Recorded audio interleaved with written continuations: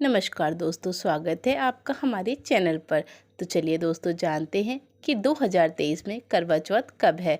और दोस्तों कार्तिक माह की शुक्ल पक्ष की चतुर्थी के लिए दोस्तों आज मैं आपको इस वीडियो में करवा चौथ के खाने से लेके हमें कौन सा कलर पहनना चाहिए और कौन सा कलर नहीं पहनना चाहिए, इन सभी बातों को बहुत ही विस्तार पूर्वक बताऊंगी।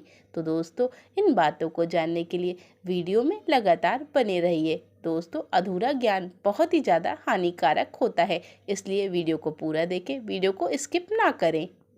दोस्तों शास्त्रों के अनुसार ऐसा माना जाता है, जो भी प्रेमी जोड़े इस व्रत को एक दूसरे के लिए रखते हैं उनके रिश्ते में बहुत ही अधिक प्रेम होता है और वे एक दूसरे का सातों जन्म साथ देते हैं। करवा चौथ का व्रत पति की उम्र बढ़ाता है और यह प्यार को एक दूसरे के बीच बहुत अधिक बढ़ाता है। दोस्तों इस व्रत में पत्नी के हृदय में पति के लिए बहुत ही ज़्यादा प्यार छिपा होता है और यह व्रत पति की लंबी आयु के लिए रखा जाता है।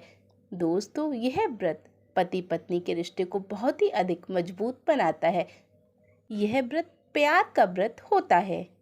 दोस्तों इस व्रत को प्यार का प्रतीक माना जाता है। इस व्रत से रिश्ता इस प्रकार जुड़ जाता है जैसे प्रकृति आपस में बातें कर रही हो, जैसे पृथ्वी और अंबर, नदियाँ और समुंदर।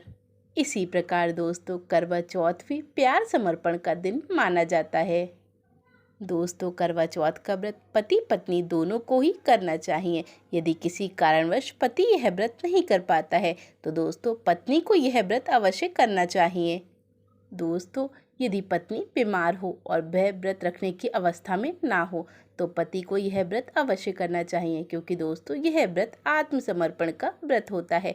यह पति पत्नी के रिश्ते को मजबूत बनाता है और दोस्तों यह पति पत्नी के बीच बहुत ही अधिक प्रेम बढ़ाता है। दोस्तों पूरे भारतवर्ष में हिंदू धर्म में आस्था रखने वाले लोग इस व्रत को बहुत ही धूमधाम से मनाते हैं, क्योंकि दोस्तों यह व्रत प्रेम का प्रतीक होता है।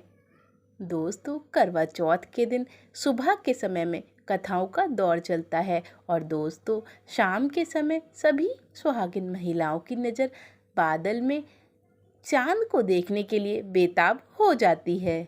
और दोस्तों चांद निकलने के बाद घरों की छतों का नज़ारा बहुत ही ज़्यादा सुंदर लगने लगता है। दोस्तों इस दिन महिलाएं करवा चौथ के पूरे दिन व्रत रखकर शाम को चांद को अर्घ देकर अपने चांद के हाथों से निवाला खाकर यह व्रत खोलती हैं। दोस्तों करवा चौथ का व्रत सुबह 4 बजे से ही शुरू हो जाता है। यह व्रत शर्गी खाने के बाद ही शुरू करते हैं। दोस्तों इस दिन भगवान शिव और माता पार्वती और भगवान गणेश की पूजा की जाती है। इस दिन कथा भी सुनी जाती है। दोस्तों इस दिन करवा चौथ की कथा सुनने का बहुत ही ज़्यादा अधिक महत्व होता है और दोस्तों करवा चौथ की कथा सुनने के लिए हमने लिंक डिस्क्रिप्शन में दे रखा है। दोस्तों पति की लंबी उम्र के लिए इससे श्रेष्ठ कोई भी व्रत नहीं माना जाता है।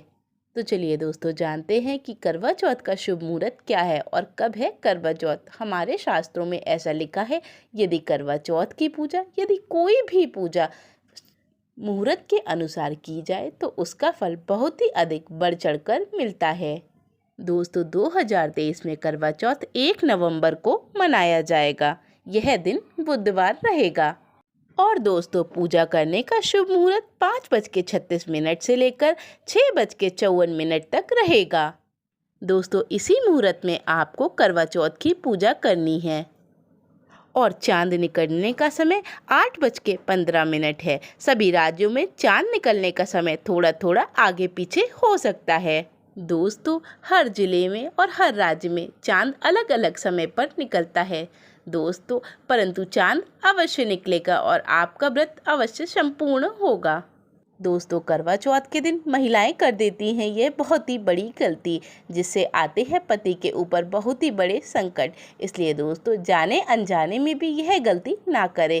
यदि आप यह गलती करते हैं तो आपके पति पे पड़ेगा बहुत ही ज़्यादा भारी। दोस्तों करवा चौथ पे ऐसे कपड़े और यह चुन्नी सर पे कभी भी ना ओढ़ें। यदि आप यह कपड़े पहनते हैं तो दोस्तों आपके पति के जीवन में बहुत ही बड़ा संकट आ सकता है। दोस्तों करवा चौथ एक बहुत ही महत्वपूर्ण व्रत है। दोस्तों इसे पूरे विश्व में बहुत ही ज़्यादा सम्मान से और प्रतिष्ठा से मनाया जाता है। दोस्तों बॉलीवुड के सभी सेलिब्रिटी इस त्योहार को ज़रूर मनाते हैं। दोस्तों करवा चौथ की शॉपिंग महीनों पहले से महिलाएं करना शुरू कर देती हैं। और दोस्तों क्या आप जानते हैं, हमें करवा चौथ पे ऐसे कपड़े और ऐसी चुन्नी कभी भी नहीं ओढ़नी चाहिए। दोस्तों बॉलीवुड की स्त्रियां भी ऐसे कपड़े नहीं पहनती हैं। दोस्तों यदि आप यह गलती कर देते हैं तो व्रत टूट जाता है, इसलिए भूल कर भी यह गलती ना करें। और दोस्तों करवा चौथ के दिन ऐसे कपड़े ना पहने। तो चलिए दोस्तों जानते हैं कि वह कौन से कपड़े हैं जो हमें करवा चौथ के दिन नहीं पहनने चाहिए। दोस्तों सबसे पहले आप यह बात जान लें कि करवा चौथ पे कौन सी गलतियां नहीं करनी चाहिए।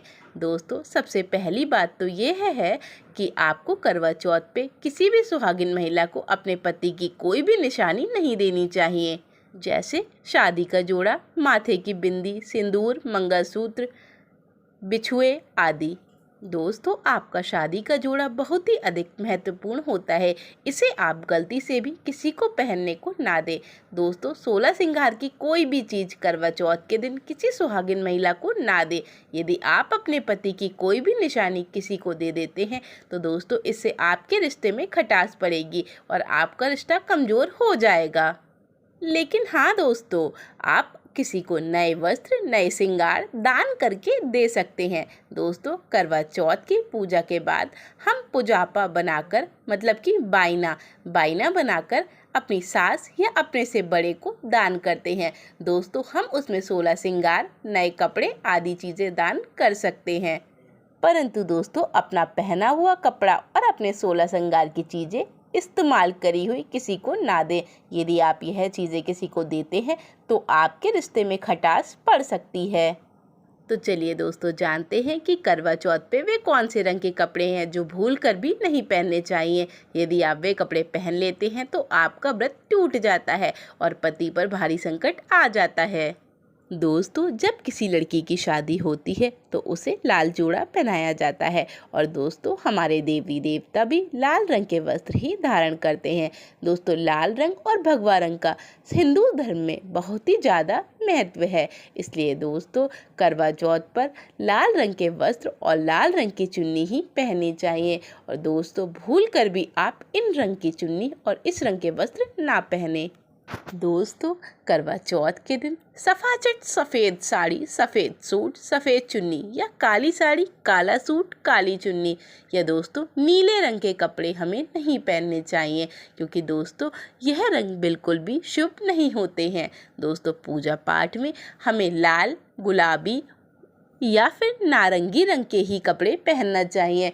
वैसे तो दोस्तों सबसे उत्तम होगा कि आप करवा चौथ के पूजा में अपने शादी का जोड़ा ही पहने। यदि दोस्तों आप अपने शादी का जोड़ा पहनते हैं तो यह बहुत ही ज़्यादा शुभ, मंगलकारी और लाभकारी होगा। आपका व्रत इससे ज़रूर संपूर्ण होगा। दोस्तों यदि आप करवा चौथ पे शादी का जोड़ा पहनते हैं तो इससे आपको देवी देवता का आशीर्वाद मिलता है और दोस्तों यह जोड़ा आपका मंत्रों से बंधा होता है, इसलिए दोस्तों इस जोड़े को ज़रूर पहने। दोस्तों यदि आप करवा चौथ के दिन नए कपड़े नहीं पहन सकते हैं तो दोस्तों आप करवा चौथ के दिन पुराने वस्त्र भी धारण कर सकते हैं, परंतु दोस्तों इस बात का विशेष ध्यान रखें कि आप करवा चौथ के दिन इस प्रकार मांग ना भरें। यदि आप इस प्रकार मांग भरते हैं तो दोस्तों आपके पति के जीवन में बहुत ही ज़्यादा उथल पुथल होती है और दोस्तों आपके पति की आयु कम हो जाती है और दोस्तों स्त्री को पाप लगता है, करवा चौथ का व्रत सफल नहीं होता। दोस्तों सिंदूर लगाते वक्त माता पार्वती का ध्यान अवश्य करें, क्योंकि माता पार्वती ही हमें अखंड सौभाग्य का वरदान देती है और दोस्तों मांग को बहुत ही गहरा करके भरना चाहिए और दोस्तों कोशिश करें कि मांग काफ़ी पीछे तक भरे, जिससे हमारे पति की आयु अधिक से अधिक बढ़ सके। दोस्तों ऐसा माना जाता है जितनी लंबी मांग भरते हैं पति की आयु उतनी ज़्यादा ही बढ़ती है, इसलिए दोस्तों करवा चौथ के दिन गहरी और चौड़ी मांग भरनी चाहिए। दोस्तों, यदि आप करवा चौथ पे चौड़ी और गहरी मांग भरते हैं तो ऐसा देखकर माता पार्वती बहुत ही अधिक प्रसन्न होती हैं और आपको अखंड सौभाग्य का वरदान देती हैं। दोस्तों, आजकल के फैशन में लोग अपनी मांग में थोड़ा सा सिंदूर रख लेते हैं। यह बहुत ही ज़्यादा गलत होता है, क्योंकि दोस्तों माता पार्वती को चौड़ी और गहरी मांग पसंद है। इसलिए आप भूल कर भी यह गलती ना करें। अपनी मांग में सिंदूर पूरा गहरा करके ही भरें। इसे देख के माता पार्वती बहुत ही अधिक प्रसन्न होती हैं। दोस्तों, यदि आपके हाथ से सिंदूर की डिब्बी गिर जाए तो दोस्तों यह बहुत ही ज़्यादा अपशगुन होता है। ऐसा हो जाने पे आप माता पार्वती का ध्यान करें और माता पार्वती से क्षमा याचना करें, फिर आपकी बला टल जाएगी। दोस्तों, अपनी मांग का सिंदूर कभी भी किसी को नहीं देना चाहिए। यदि आप यह काम करते हैं तो इससे आपका पति भटक जाता है और दोस्तों आपके जीवन में संकट आ सकते हैं, क्योंकि दोस्तों सिंदूर आपके पति की निशानी होती है और इसे किसी के साथ कभी भी नहीं बांटना चाहिए। दोस्तों, यदि आपका पति आपकी मांग में सिंदूर भरता है तो इससे माता पार्वती बहुत ही अधिक प्रसन्न होती हैं।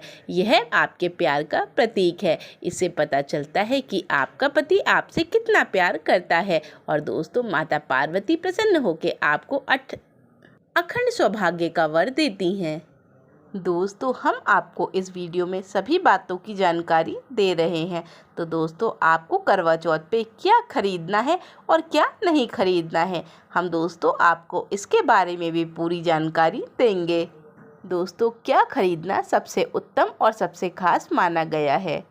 दोस्तों, इस खास करवा चौथ पर क्या खरीदना सबसे ज़्यादा उत्तम माना गया है, तो चलिए जानते हैं। दोस्तों, जानने से पहले हम आपसे विनती करते हैं कि चैनल को सब्सक्राइब करें, वीडियो को लाइक करें।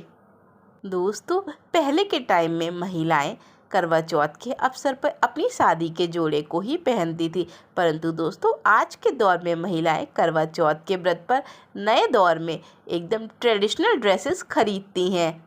दोस्तों, आप यह कपड़े किसी भी प्रकार के ले सकते हैं, परंतु दोस्तों आप इस बात का ध्यान रखें कि इन कपड़ों का रंग लाल, पीला, हरा, गुलाबी, नारंगी होना चाहिए। परंतु दोस्तों यदि आप करवा चौथ के अवसर पर लाल रंग का जोड़ा पहनते हैं तो उसका असर कुछ अलग ही रंग लाता है। दोस्तों, अब हम आपको बताते हैं आपको बायने में क्या क्या दान करना चाहिए। दोस्तों, बायना हमें अपनी सास को या जेठानी को देना चाहिए। दोस्तों, बायना एक ऐसी चीज़ होती है जो हम पूजा करने के बाद दान करते हैं।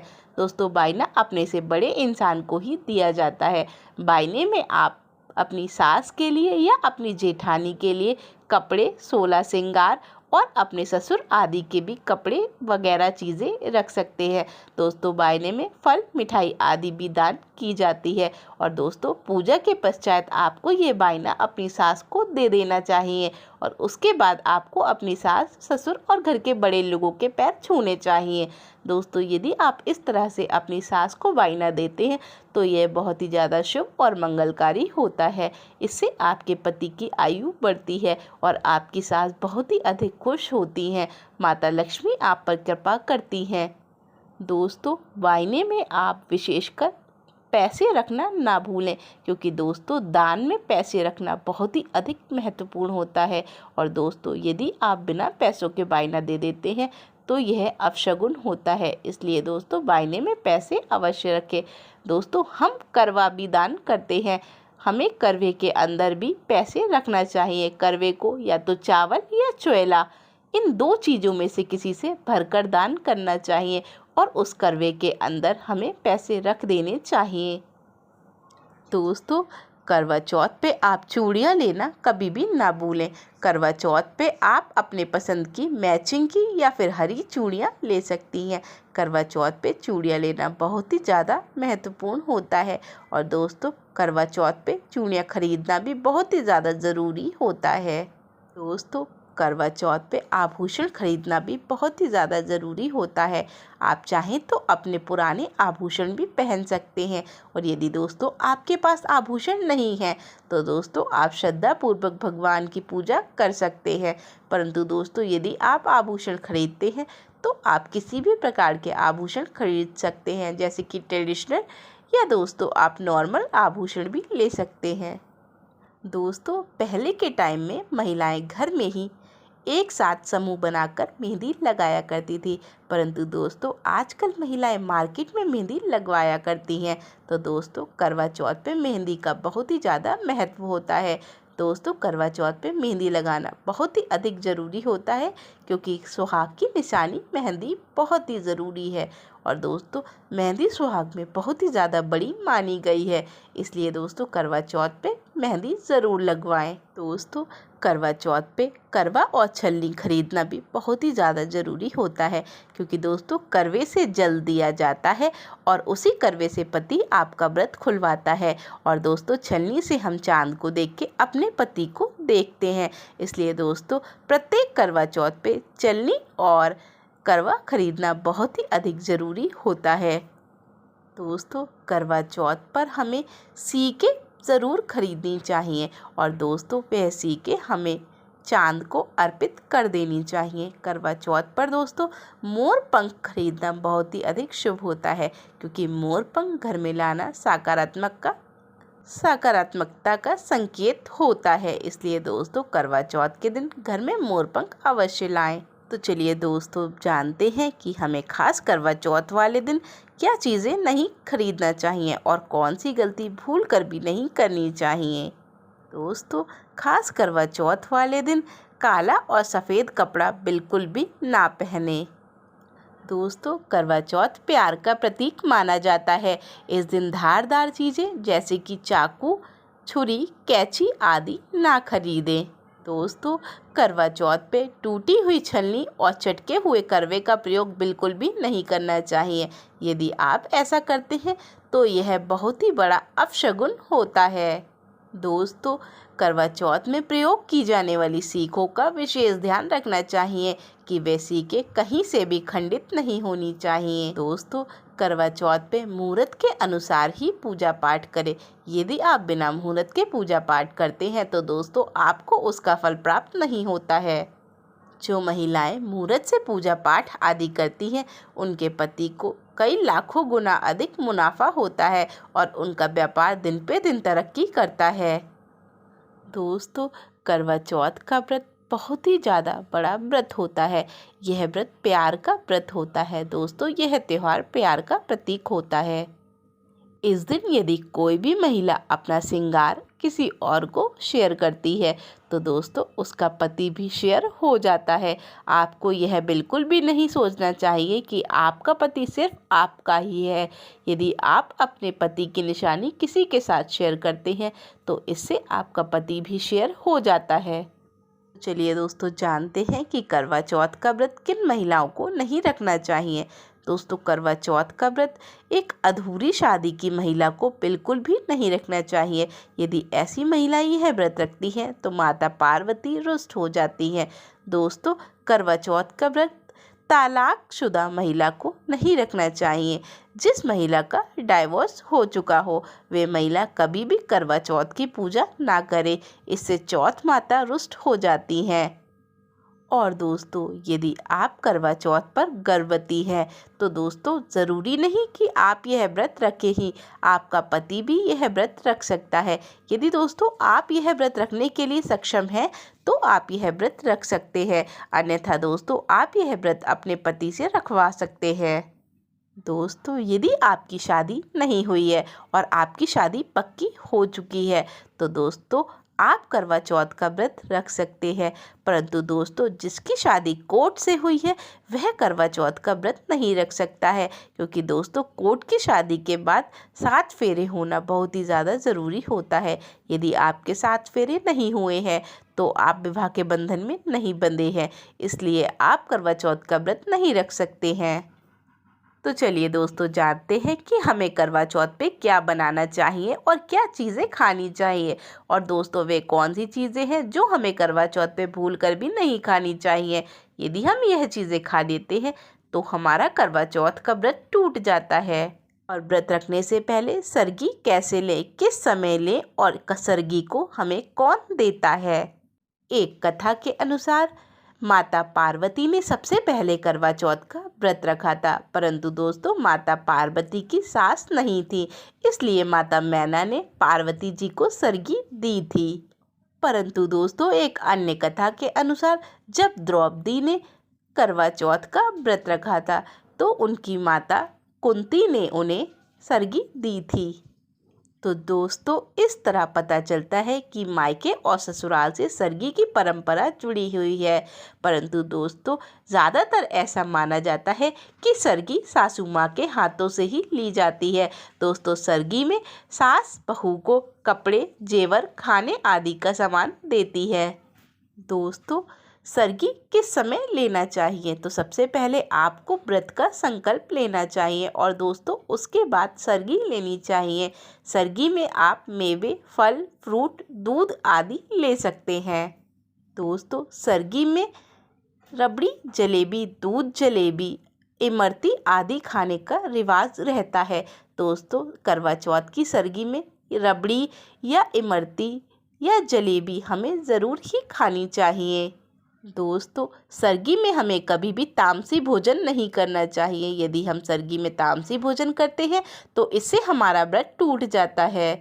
और दोस्तों सरगी में तला भुना बिल्कुल भी ना खाएं, इससे हमारी तबीयत खराब हो सकती है और हमारा व्रत खंडित हो जाएगा। दोस्तों सरगी हमेशा सूर्य उदय से पहले ही खा लेनी चाहिए। यदि आप सूर्य उदय के बाद सरगी खाते हैं तो इससे आपका व्रत खंडित हो जाता है।